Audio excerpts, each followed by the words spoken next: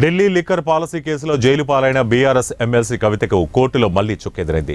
ఆమె దాఖలు చేసిన బెయిల్ పిటిషన్ను సుప్రీంకోర్టు వాయిదా వేసింది. వచ్చే విచారణ జరుపుదామని ప్రకటించింది. లిక్కర్ కేసులో బెయిల్ కోసం కవిత ముందుగా హైకోర్టులో పిటిషన్ దాఖలు చేశారు. అయితే కోర్టు ఆమె పిటిషన్ను తోసిపుచ్చింది. దీంతో ఆమె సుప్రీంకోర్టును ఆశ్రయించారు. పిటిషన్ను విచారణకు స్వీకరించిన అత్యున్నత న్యాయస్థానం కౌంటర్ దాఖలు చేయాలంటూ సిబిఐ ఈడీలను ఆదేశించింది. ఈ కేసులో సిబిఐ అధికారులు ఇప్పటికే కౌంటర్ దాఖలు చేశారు. ఈడీకి ఈ నెల 23 శుక్రవారం వరకు సుప్రీంకోర్టు గడువు ఇచ్చింది. ఈ నేపథ్యంలోనే కవిత బెయిల్ పిటిషన్పై విచారణను ఈ నెల 27కు వాయిదా వేస్తున్నట్లు సుప్రీంకోర్టు పేర్కొంది.